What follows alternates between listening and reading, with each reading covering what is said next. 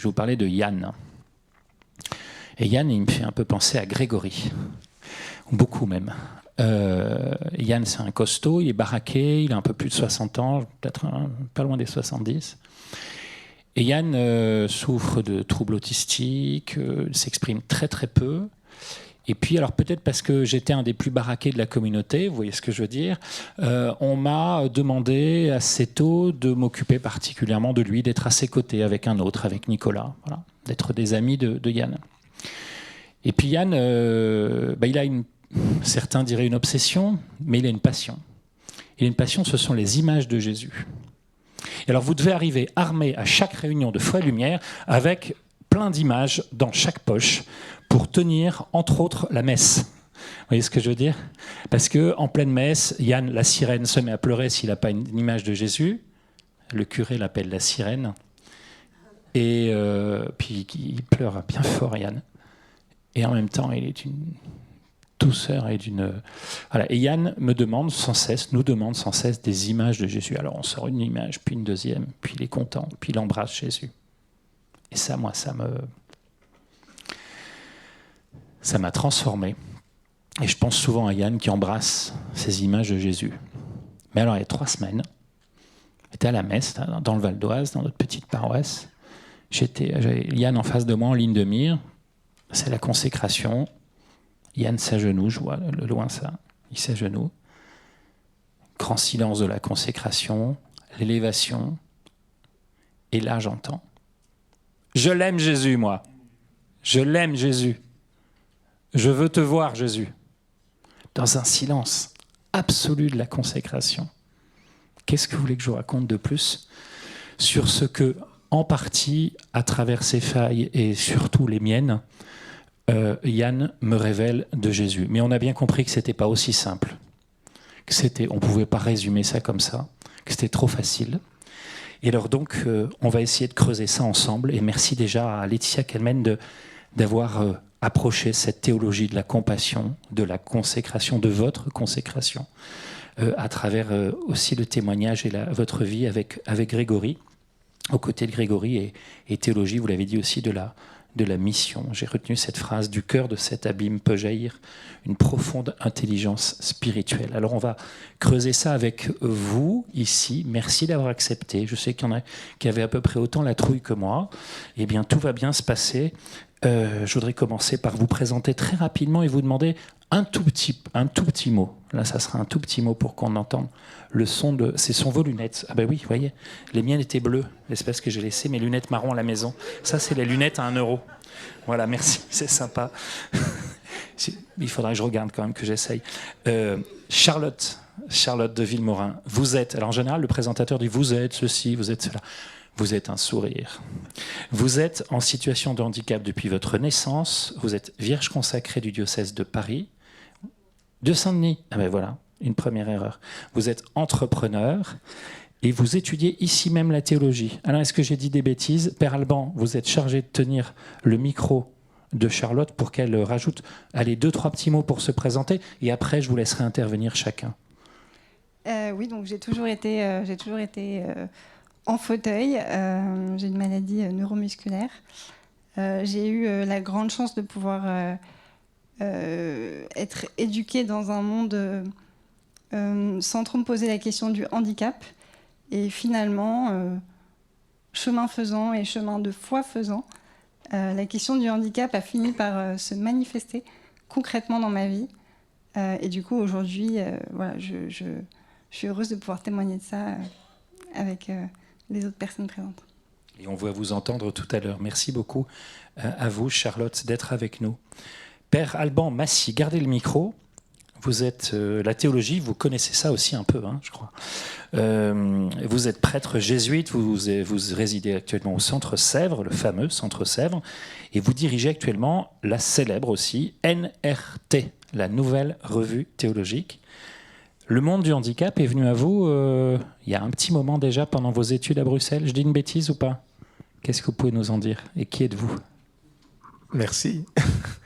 Oui, le monde du handicap, un petit peu dans ma famille quand j'étais jeune, et puis J'ai eu la chance d'avoir le père Pierre Dornelas comme supérieur à Bruxelles. Et lui, pour lui, c'était très important qu'on puisse, comme futur prêtre, être auprès de personnes en situation de handicap. Et j'allais chaque semaine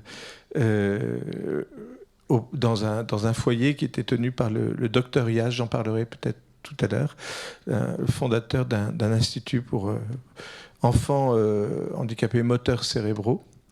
Et c'est comme cela que la découverte d'un Dieu qui est proche des personnes handicapées, qui se révèle dans les personnes handicapées, m'a permis de découvrir le sacerdoce et de découvrir Jésus auprès des autres, auprès des pauvres, et qui eux-mêmes me révèlent Jésus.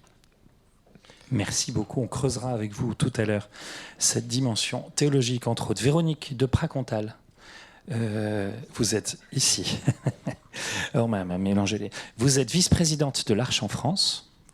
Vous êtes la maman d'une jeune femme porteuse de trisomie 21 et membre d'une communauté de l'Arche ici sur Paris, c'est ça ? Et alors, dites-nous un tout petit peu plus avant votre témoignage tout à l'heure. Je pense que tout est branché. Bon, donc je suis ici aux 3 titres que vous avez évoqués, donc avec Patrick, qui est un ami que je connais depuis maintenant 35 ans, grâce à l'Arche, et puis Véronique qui se présentera. Et alors, ma fille, effectivement porteuse de trisomie 21, elle n'est pas là, et je vous la présenterai que oralement. J'ai quand même envie de la faire vivre par une toute petite histoire qui m'est arrivée hier. Un ami me dit « Mais j'ai cru la croiser près de la place Victor Hugo, est-ce que c'est possible ?» Et je lui ai dit « Est-ce qu'elle marchait d'un pas déterminé ?» Il m'a dit « Oui. » Ah c'était elle, forcément. Voilà. Merci beaucoup. Et tout à l'heure, vous nous confierez votre témoignage. Et puis Patrick Zer. Merci d'être là, Patrick. Je sais qu'il en a fait quelques efforts pour venir aussi, mais je suis ravi que vous soyez avec nous. Où est-ce que vous résidez, Patrick ? Un foyer. Dans un foyer ? Oui. Un foyer qui se trouve où ? Dans quelle ville ? Oui. Sameya, le foyer Sameya. Ah, le foyer Sameya, qui est un foyer médicalisé, c'est ça ? C'est ça. De l'Arche, ici sur Paris. Paris. Ah, extra. Ben, merci d'être venu ici avec Véronique Moisan. Un petit mot pour nous dire votre compagnonnage avec Patrick. Alors moi, je travaille au foyer. Ouais. Et avec Patrick, on se connaît depuis 25 ans, quelque chose comme ça. On a vécu ensemble, oui, quelques années. Là, je ne vis plus avec toi, mais on se voit pratiquement tous les jours. Donc, on se connaît bien. Vous êtes peintre ? Qu'est-ce que vous peignez Patrick ? Quel dessin vous faites ? Bateau. Des bateaux ? Maison. Des maisons aussi ? Oui. Toujours avec du soleil ? Oui. Oui, c'est vrai. Oui. Jésus parfois, non ? Pas forcément. Un dessin de Jésus ou pas forcément ? Bon, c'était impressionnant de vous voir là, hein, mais c'était chouette. Vous avez livré votre cœur, aidé par les complices. Et on vous remercie d'être là, surtout, d'être présent pour ces quelques mots. Vous avez dit que vous étiez un grand bavard, hein, mais voilà. Hein, mais c'est un grand bavard du cœur. On sent qu'il y a quelque chose au fond de vous qui nous dit énormément de choses. Et de votre attitude à la messe, on a entendu aussi, Véronique, ce qui était dit sur l'attitude de Patrick à la messe. Comment est-ce que vous accueillez ça ? Je ne sais pas si vous voulez le partager l'une ou l'autre. Ouais. Oui, disons que c'est une catéchèse pour moi de voir Patrick à la messe. Enfin, ça m'arrive de temps en temps. Et parce que je le vois, comme je le décrivais, il boit ce qui se passe. Et donc je me dis, il vit quelque chose qui me reste très mystérieux à moi, et donc que j'entrevois mieux, justement parce que je le regarde. Voilà, c'est ça, la catéchèse vivante que je vis avec Patrick.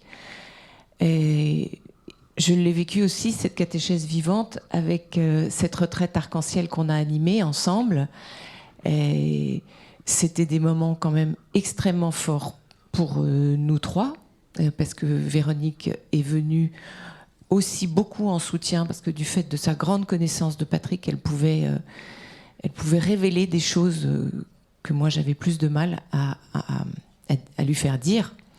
Et donc ça a été un grand moment aussi pour tous les participants, cette retraite. Voilà. Vous voulez nous partager quelque chose là-dessus, ou Patrick ou Véronique, je ne sais pas. Patrick, c'était bien cette retraite? Oui. Ouais. Qu'est-ce que vous en retenez? Qu'est-ce qui était bien? C'est bien. C'était bien. Et, Tout était bien. et, Il n'y avait rien de pas bien. c'est bien. C'était tout bien. Génial, en fait. En fait, moi, ce que je crois, c'est que quand tu dis que tu aimes parler, Patrick, c'est un petit peu ça.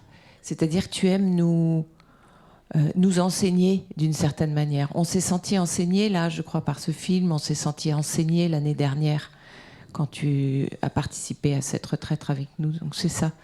Tu aimes parler, et je crois que c'est pour ça que tu aimes être là aussi, mais dire des choses essentielles. Ouais. Merci d'avoir permis ce temps avec Patrick. On continue ensemble. Eh bien, je vous laisse le micro. Véronique de Pracontal, moi je vous propose de nous partager aussi votre expérience particulière, votre expérience personnelle, votre découverte aussi avec votre fille, dont je crois qu'elle s'appelle Inès. Oui, Je c'est dis pas ça. de bêtises. C'est Inès. Et donc la question qui était posée, c'était qu'est-ce que m'apprend la dépendance de l'autre ou ma dépendance.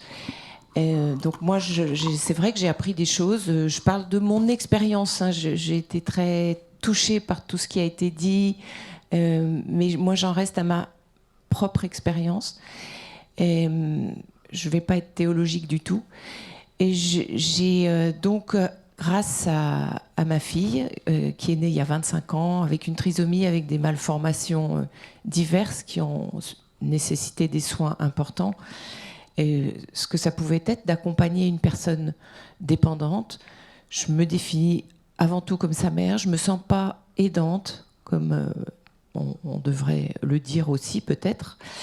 Et j'ai découvert ce qui pour moi est une vertu.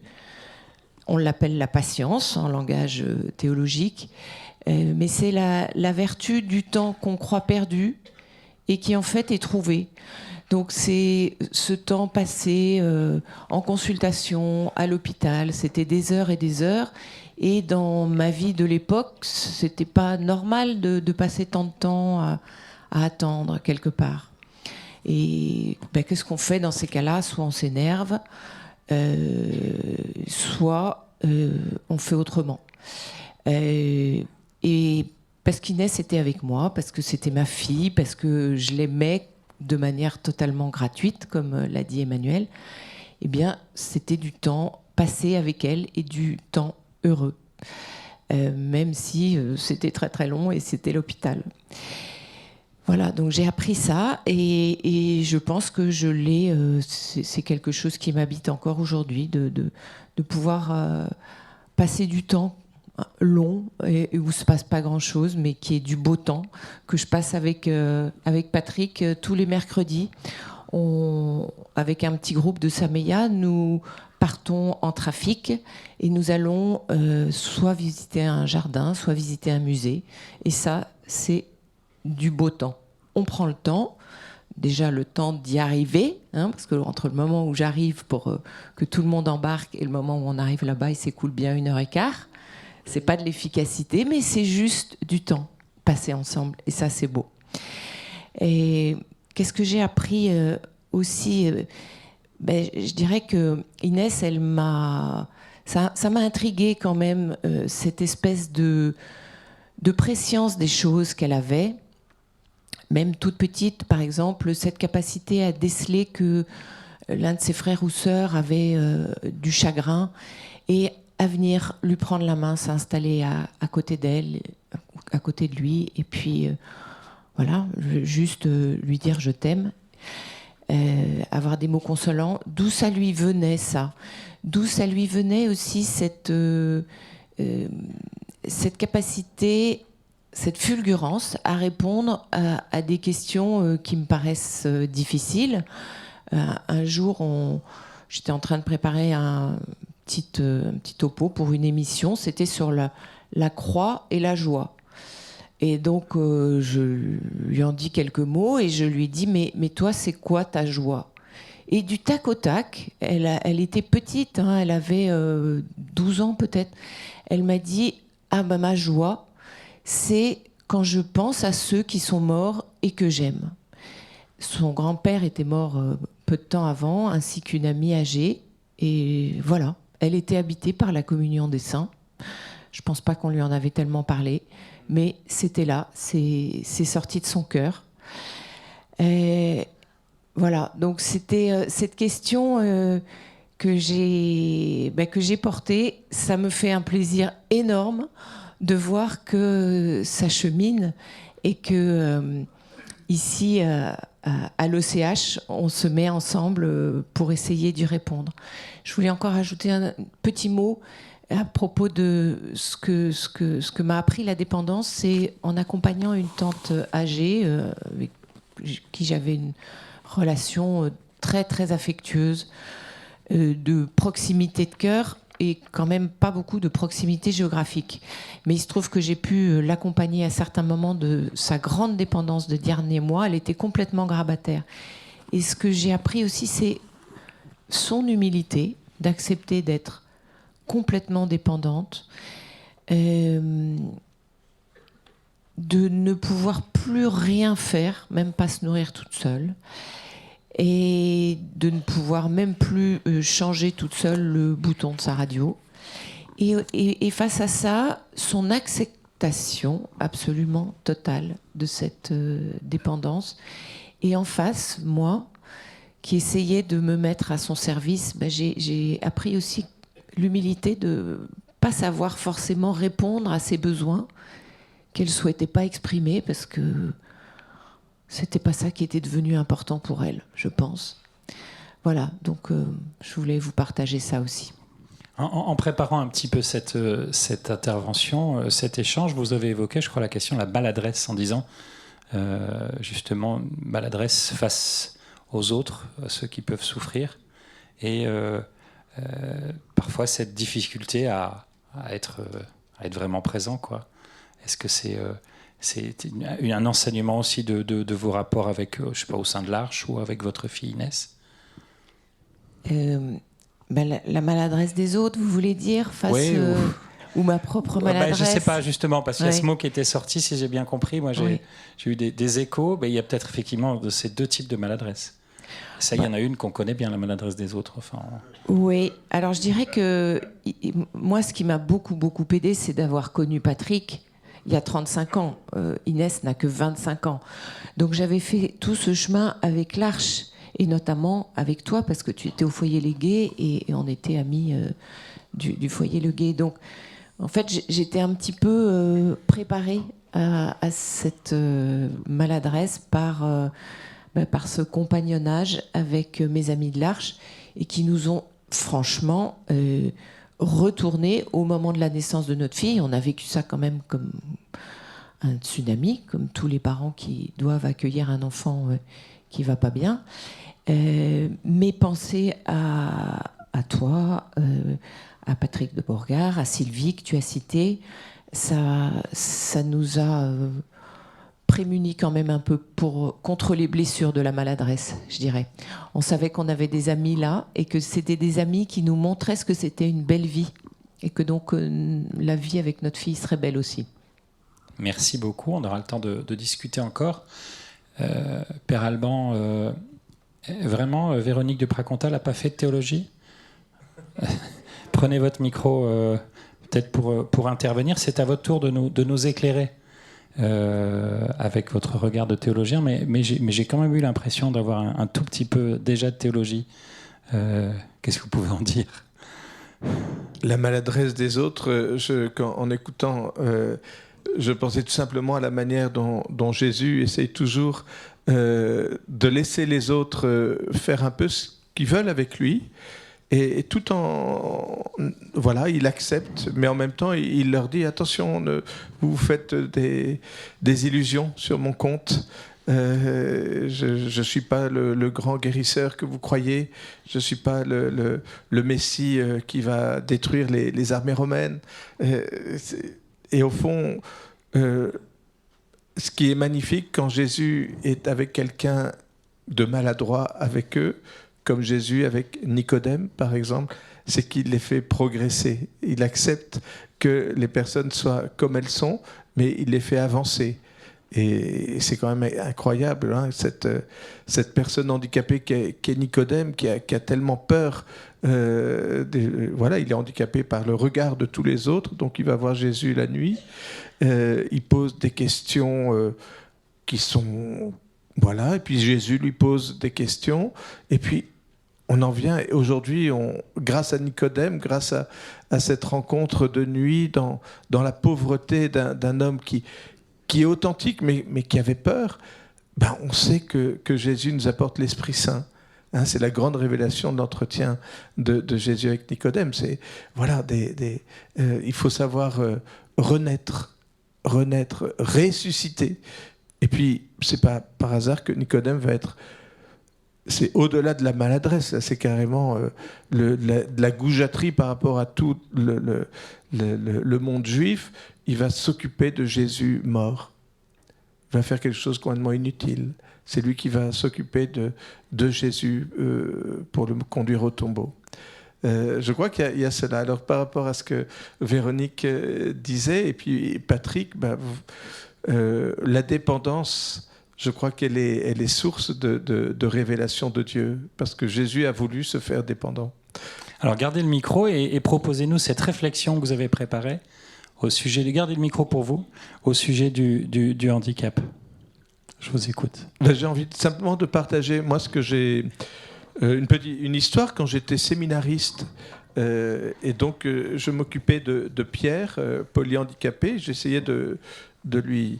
faire prendre une douche. Je savais qu'il n'aimait pas beaucoup prendre des douches, mais voilà, c'était la douche avant le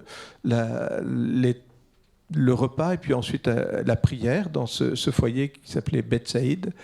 Ceux qui ont été à Bruxelles connaissent peut-être cela, se souviennent du docteur Ias qui avait fondé ce foyer pour soulager les parents de personnes, d'enfants handicapés, pour que 2 jours par semaine, ils puissent souffler, ou tous les 15 jours. Et donc, il y avait des bénévoles qui venaient dans ce foyer pour prendre en charge les enfants, qui, pour eux, c'était des moments de grande récréation. Et Pierre, à un moment, me dit « Alban, arrête, tu me fais mal ». Alors, je me suis arrêté.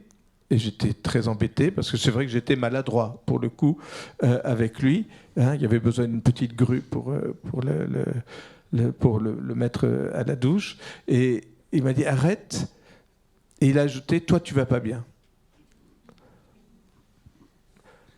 Et le fait est que je vous ai parlé de mon supérieur tout à l'heure, je ne redirai pas son nom, mais je lui avais demandé une permission d'aller voir des amis en France, alors que moi j'étais à Bruxelles, et lui m'avait dit non.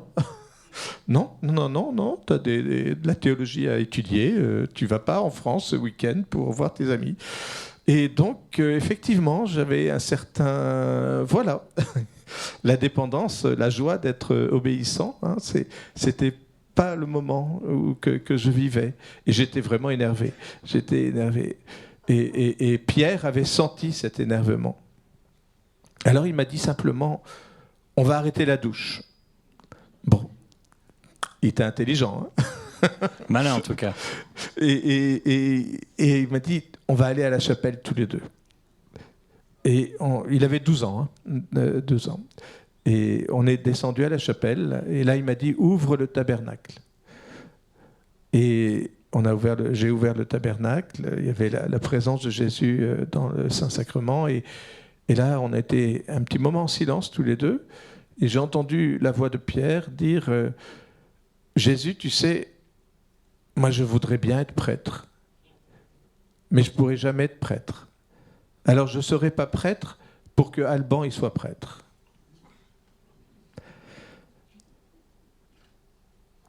ça fait 30 ans et j'essaie de comprendre cette phrase encore. Ça fait longtemps que je n'ai pas vu Pierre.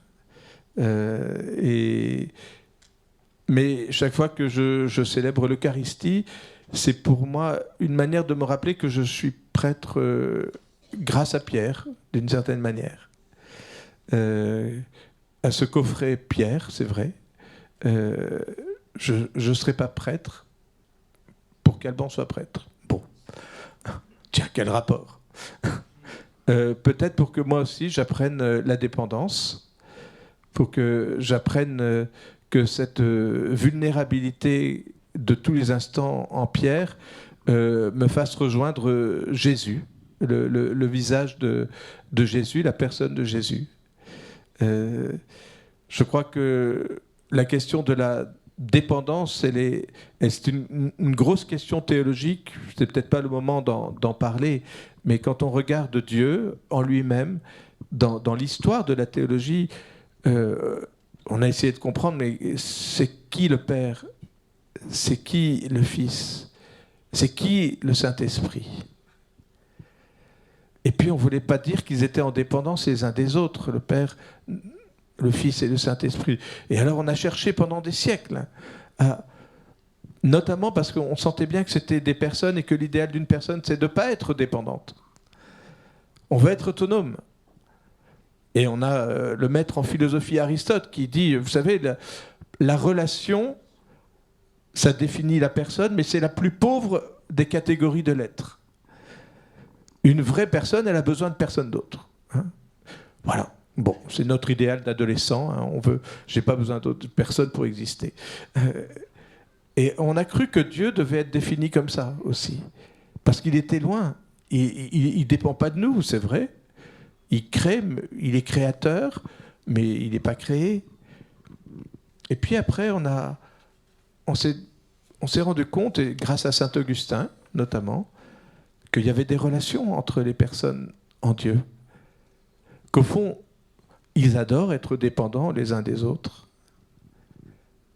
Et c'est saint Thomas d'Aquin qui après va parler des personnes de la Trinité comme des relations subsistantes, et non plus comme des substances individuelles, comme on disait autrefois.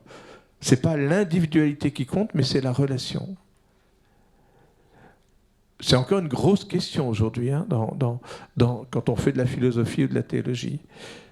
Quel est le rapport entre l'être de relation et puis l'autonomie, hein, quand on dit « je suis libre », est-ce que je suis libre d'être avec les autres, ou est-ce que je suis libre parce que j'ai fait ma barricade et que les autres ne vont pas m'attaquer et je n'ai pas besoin des autres? Donc la question de la dépendance en théologie, elle va aller jusqu'à la manière dont Jésus, je vous le disais, accepte de se mettre en dépendance. Il y a une autre forme de dépendance. J'aime beaucoup. On a évoqué la place de Marie. Laurent, merci beaucoup d'avoir mis cette journée sous la maternité de Marie. Et vous connaissez peut-être dans le couvent Saint-Marc à Florence les fresques de Fra Angelico. Et notamment, il peint la vie de Jésus, et dans les grands moments de la vie de Jésus, il peint l'agonie de Jésus, le moment où il va au jardin des Oliviers. Il aimerait tellement être dépendant des autres, de Pierre, de Jacques, de Jean. Il se retrouve seul. Et puis, il se met à pleurer. Et il se met dans une situation d'handicapé devant la mission qui lui est offerte, et il se sent complètement incapable de la remplir. Et Fra Angelico montre Jésus pleurer, les larmes de sang, mais dans la même scène, il montre Marie au cénacle, et qui prie dans une attitude de prière, à genoux, en train de la tête penchée, comme si elle était elle aussi à Gethsémani. Cette dépendance de Jésus vis-à-vis des autres, eh bien, il la trouve finalement. Il garde cette relation avec les autres grâce à Marie. Et vous savez peut-être que dans la tradition spirituelle, certains auteurs spirituels ont imaginé que la première personne à qui Jésus ressuscité va rendre visite, c'est pas Marie-Madeleine, c'est pas Saint-Jean, c'est pas Saint-Pierre, c'est Marie, sa mère. Saint Ignace de Loyola, excusez-moi de le citer, dit il n'y a pas besoin d'être très intelligent pour comprendre que la première apparition de Jésus ressuscité, c'est à Marie. Mais derrière Marie, il y a toute l'humanité. Et quand Jésus rend visite à Marie, il n'est pas tout seul. Les peintres qui ont voulu représenter cette apparition montrent Jésus, et derrière lui, il y a Adam, il y a Ève, il y a toute l'humanité qui attendait cette résurrection.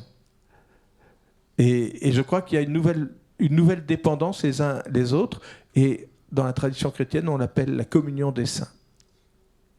Je voulais vous interroger un peu plus sur, je crois que c'est un des points que vous vouliez aborder et qu'on a entendu déjà tout à l'heure, comme le fait de savoir s'il n'y aurait pas quelque chose d'un peu révoltant à faire de la fragilité, de l'infirmité, du handicap, un lieu finalement où se révèle, et c'est le cœur de notre journée, l'action divine.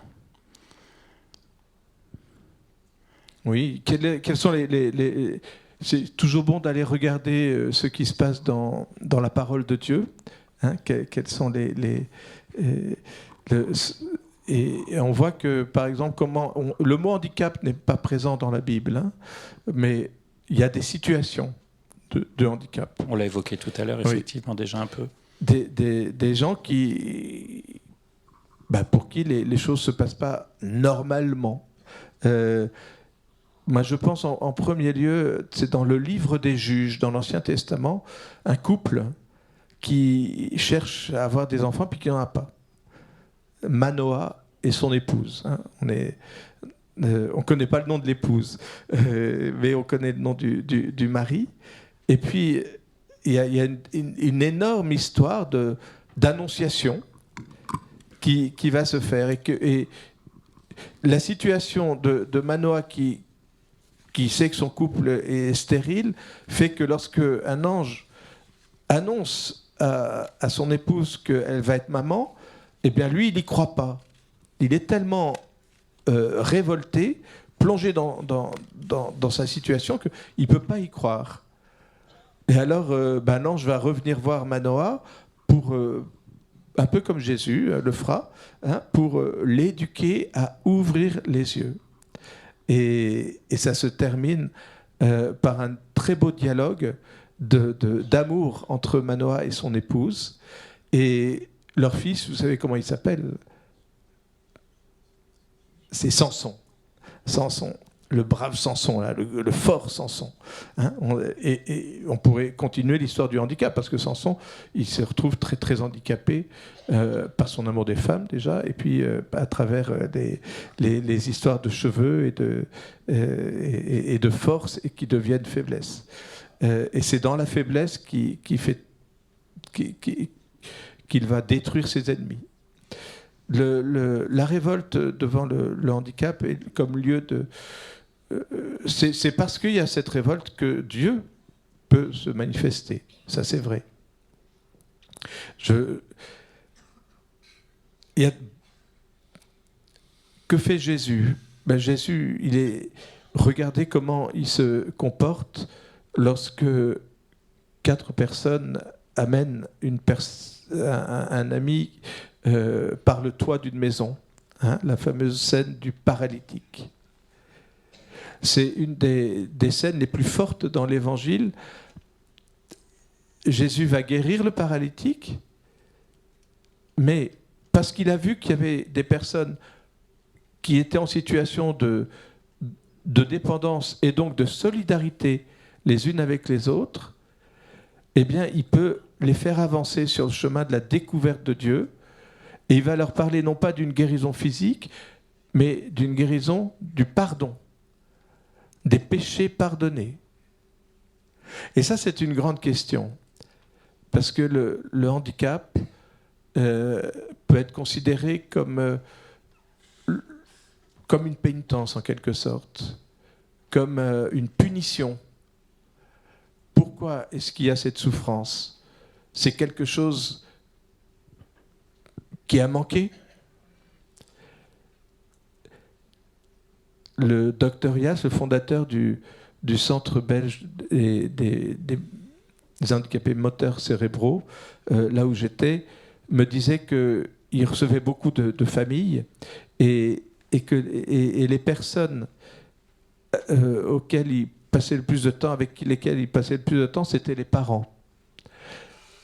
Les parents, non pas pour leur apprendre comment vivre avec un enfant handicapé, mais pour les écouter, parce que très souvent, il devait les aider à comprendre qu'elles n'étaient pas punies par Dieu. Que s'il y avait cette situation dans la famille, ce n'était pas la conséquence de quelque chose qui était arrivé auparavant, ou parce qu'on n'avait pas été correct avec Dieu, parce qu'on avait fait... Voilà. Il devait essayer de redonner une espérance, non pas seulement pour l'avenir, mais pour le présent. La situation, ce n'est pas Dieu qui vous punit. Et ça, c'est un point sur lequel Jésus insiste beaucoup dans l'Évangile aussi. Hein, on accuse l'aveugle-né dans l'Évangile de Jean, tu es tout entier dans le péché. Oui, parce que la faute morale va devenir, il faut qu'on la voie. Et donc, quelqu'un qui a une lèpre, quelqu'un qui a une maladie, il y a forcément eu quelque chose qui ne correspond pas au plan de Dieu, et donc c'est de ta faute. Non, Jésus nous libère de cela. Et je crois que la situation de dépendance ne veut pas dire « Ah, voilà, je ne peux pas vivre cette sainteté de Dieu à laquelle tout le peuple est invité à participer. » La sainteté, elle va être ailleurs. Mais elle est peut-être dans la solidarité, elle est peut-être dans la reconnaissance que cette fragilité, elle nous empêche d'être dans une force qu'on croyait absolument nécessaire. La vulnérabilité, j'aime beaucoup ce mot de vulnérabilité, parce qu'elle s'oppose à une fausse intégrité. Hein, vulnus, c'est la blessure. La vulnérabilité, c'est la capacité d'être blessé. Je crois que Pierre était quelqu'un de vulnérable. Et moi-même, je l'ai blessé, je lui ai fait mal. Et cette blessure, qu'est-ce qu'il en a fait? Il ne s'est pas mis en colère contre moi. Il m'a aidé à accueillir ma vocation de séminariste destinée à être prêtre, et donc que je pouvais peut-être obéir à mon supérieur. Loué soit Pierre. Merci, Père Alban Massy. Je vais vous demander de garder le micro pour le tenir, cette fois-ci, pour Charlotte de Villemorin.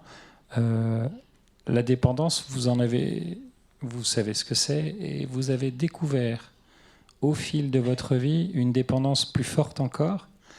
Je vous laisse nous le révéler avec votre témoignage. Alors, oui, donc moi j'ai toujours été en situation de handicap, j'ai jamais marché. Et je m'étais toujours dit, en fait, du coup, le handicap, c'est très facile à assumer, à vivre, parce que j'ai jamais rien perdu. Et j'ai vraiment beaucoup été élevée dans un monde 100% valide, où finalement, le handicap, j'avais même un peu tendance à le rejeter. Et me dire, mais non, mais moi, je ne suis pas une personne handicapée, je suis comme mes autres copains et copines de classe, je suis valide, je ne connaissais pas mes limites. Et en fait, j'ai fait une expérience vraiment transformante qui a été très douloureuse pour moi. Il y a 3 ans, le 2 novembre 2020, pour être très précise, du matin au soir. J'avais des amis qui sont venus dîner chez moi le soir, et au moment de passer à table, je me suis rendu compte que mes bras ne répondaient plus, mes bras m'avaient lâché, et je ne pouvais plus manger toute seule. Et je savais que c'était fini, que j'avais perdu cette capacité de manger toute seule et que je ne la retrouverais pas. Et ça a été très dur pour moi. J'ai eu vraiment honte, en fait, sur le coup, et je pense que j'ai dû pas être hyper honnête avec mes copains et faire semblant non mais j'ai pas très faim en fait. J'étais vraiment incapable de demander de l'aide pour manger. C'était hyper humiliant pour moi, et s'en sont suivis beaucoup de craintes, beaucoup de doutes par rapport au regard des gens, par rapport au fait de devoir vraiment demander de l'aide pour un geste aussi social que celui de manger. Et beaucoup de craintes, notamment par rapport à ma situation professionnelle. En parallèle, je suis chef d'entreprise, et du coup, j'ai beaucoup de repas avec des hommes d'affaires, des journalistes, et je me disais, mais je ne peux pas continuer, je ne peux pas aller au restaurant et demander à des hommes d'affaires de me donner à manger. J'ai perdu ma crédibilité. C'était très dur pour moi, c'était très humiliant. Et je suis entourée d'étudiantes qui viennent s'occuper de moi, donc je suis très gâtée. J'ai beaucoup de jeunes filles super qui viennent m'aider chez moi pour tous les gestes du quotidien. Et un soir, une des filles me dit, mais pourquoi tu ne demandes pas le sacrement des malades? Je dis, ça va pas, non, hors de question. Et en fait, la force avec laquelle j'ai rejeté sa proposition m'a vraiment interpellée, et je me suis dit, ah ouais, en fait, de la même manière que je n'arrive pas à demander l'aide des autres pour manger, là, je n'arrive pas à demander l'aide de Dieu. J'ai vraiment besoin de convertir mon regard sur cette nouvelle situation, sur ma dépendance. Et je sentais qu'il y avait quelque chose vraiment voilà, que l'aide de Dieu que je n'étais pas capable de demander, en fait, c'était l'aide des autres que je n'étais pas capable de demander. Du coup, moi, j'ai senti qu'il y avait un petit effort de conversion à faire. Et je me suis dit, je vais demander le sacrement des malades pour ça, pour déjà avoir peut-être la grâce de l'humilité dans la maladie, l'humilité d'accepter de demander à Dieu de m'aider et de demander aux autres de m'aider. Je suis allée trouver du coup le prêtre qui m'a préparée et qui m'a dit une phrase que j'ai entendue mais que j'ai pas comprise tout de suite, qui m'a dit, en fait, ta maladie, elle est belle parce qu'elle permet aux autres de t'aimer, elle nous permet de t'aimer. Et je me suis dit, c'est une parole de consolation un peu forcée. C'est violent. Je me disais, non mais il essaie de me remonter le moral comme il peut, mais moi je comprends pas. Enfin, ça n'avait pas de sens pour moi. Et j'ai mis du temps à... J'ai finalement, étape par étape, fini par comprendre ce qu'il voulait dire. Et petit à petit, donc 2020, c'était un peu la période après les confinements. On était encore semi-confinés, il y avait beaucoup de télétravail. J'avais beaucoup d'occasions de me cacher, en fait, d'éviter toutes les situations gênantes. Et puis, je me suis inscrite ici pour reprendre des études. Et un ami séminariste m'avait dit, inscris-toi et je viendrai t'aider pour les repas. Parce que moi, j'étais très stressée de me dire, mais qui va me nourrir, qui va m'aider à manger, au secours. Je vais t'aider, t'inquiète pas. Viens ici, je te filerai un coup de main. Et petit à petit, j'ai appris à m'abandonner aussi à la providence, à me dire, en fait, je vais reprendre une vie normale. Je vais aller dans des lieux où peut-être je ne sais pas qui va m'aider, mais je vais faire cette première expérience un peu de mendicité. Ceux qui fréquentent les lieux ici savent que souvent, à l'heure du déjeuner, je suis dans le hall et très gentiment, les gens viennent me proposer de l'aide pour manger. Et grâce à cette dépendance, je fais, moi qui ai beaucoup de chance et qui suis aussi très privilégiée, l'expérience singulière par mon corps de mendier la charité des gens. Et ça, je sens que ça me fait vraiment grandir dans ma relation à Dieu et dans ma relation aux autres. Et puis, une autre amie me dit, mais on n'a qu'à aller à une soirée de guérison. Peut-être que tu vas avoir un miracle, donc très bien, on y va.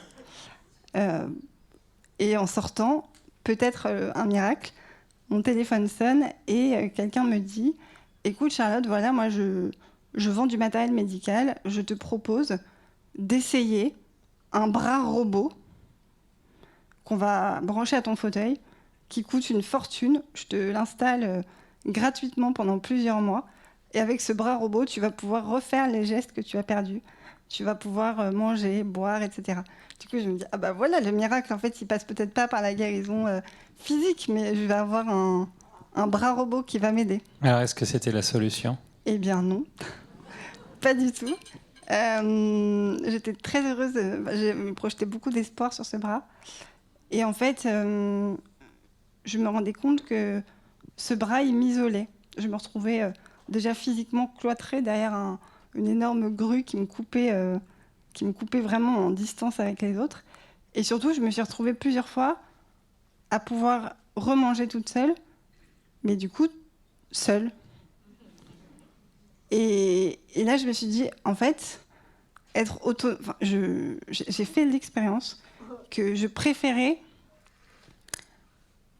ne pas être autonome, mais être en lien, que être indépendante, mais seule. Vraiment, j'ai fait cette expérience. Parce que ma dépendance et le fait que j'ai besoin de demander de l'aide, finalement, ça ouvre un espace pour la rencontre avec l'autre, qui est un espace vraiment privilégié. Et combien d'amitiés, de relations fortes j'ai pu nouer grâce à ça. C'est vraiment un cadeau, en fait. C'est vraiment quelque chose de précieux. Et du coup, je me suis dit, bon, bah non, le bras, c'est pas pour moi. Je le rends. Et je crois qu'il y a une expérience à Lourdes, c'est ça, qui est assez forte, que vous vouliez nous partager. Exactement. Je pense que c'est un peu la dernière étape de ce chemin qui n'est pas terminé, mais en tout cas, celle dont je peux témoigner. Je me suis dit, je vais aller au pèlerinage de Lourdes, Pélé national, 15 août. Mais par contre, j'ai surtout pas envie de m'inscrire avec un groupe de malades. Moi, je suis vraiment un électron libre, donc qu'on me laisse bien tranquille. Je fais mon truc de mon côté. Je vais surtout pas être prise par un groupe. Je vais dans mon petit hôtel, tranquille, avec ma petite logistique. Je fais ce que je veux. Et c'était pas du tout le plan du Seigneur. Pas du tout. Parce que le deuxième jour, l'ascenseur de l'hôtel que j'avais réservé est tombé en panne. Et je me suis retrouvée, du coup, le 14 août, donc là où il n'y a vraiment plus de place dans Lourdes, à 23h, sans pouvoir accéder à ma chambre et en n'ayant aucun endroit où dormir. Et un ami qui était aumônier là-bas, que j'ai appelé à la rescousse. À la base, je l'avais appelé juste pour qu'il me porte, pour pouvoir me mettre dans ma chambre. Mais m'a dit, écoute, tu peux pas, on va pas faire ça, c'est ridicule. Moi, j'ai une solution pour te faire héberger, mais c'est que tu acceptes d'aller dans le sanctuaire, à l'accueil Notre-Dame, dans le service des malades, là où je suis. Ok, pas le choix, on y va. Et là, vraiment, ça a été une expérience transformante pour moi. J'ai vécu, en fait, avec les pèlerins. Moi, j'avais très envie d'être de l'autre côté, d'une certaine manière, de pouvoir me donner et pas d'être traitée comme une personne malade. Et parmi les résidents qui étaient avec moi, il y avait une jeune fille, Lorraine, qui avait un handicap très lourd, qui pouvait presque pas parler, qui avait besoin d'aide constamment, mais qui était quand même assez agile avec son corps. Et au moment de passer à table, elle a vu que j'avais besoin d'aide pour manger. Et là, son regard s'est vraiment illuminé. Elle est devenue resplendissante, encore plus. Elle s'est précipitée sur moi et elle était tellement heureuse de pouvoir me donner à manger que je me suis dit, en fait, voilà, la parole du prêtre qui me disait « ta maladie, elle est belle parce qu'elle nous permet de nous donner et de t'aimer », en fait, elle s'accomplit là-dedans. Et ma manière à moi de me donner, c'est aussi par ma dépendance. Et d'accepter que mon corps, qui a besoin d'aide pour tout, en fait, quelque part, rende service pour que l'autre puisse se donner. Et du coup, voilà, c'est aussi un beau chemin. Et je me rends compte que la guérison passe beaucoup plus par ce chemin d'acceptation que par une guérison physique qui me priverait de ça, en fait. Merci beaucoup. Merci Charlotte. Merci de vous ouvrir ainsi pour nous tous. Et je crois que vous avez découvert encore une autre dépendance. Alors une dépendance à Dieu avec oui, ce c'est sûr. chemin. Enfin, c'est en tout cas ce que vous êtes en train de nous démontrer. Oui, c'est sûr. Je pense que notre société nous pousse beaucoup à être autonomes. Et le grand danger de ça, c'est quand, en fait, on n'est pas fait pour ça. On est fait pour la communion, pour être en lien. Et le lien à Dieu, je pense, passe vraiment par le lien aux autres. Donc moi, je fais l'expérience de la dépendance aussi à Dieu, à la providence. Mais de la même manière que, en fait, Jésus s'est fait dépendant aussi. Il s'est fait petit, vulnérable. Et je pense qu'on est aussi à l'image de Dieu dans notre dépendance aux autres. Merci et merci infiniment.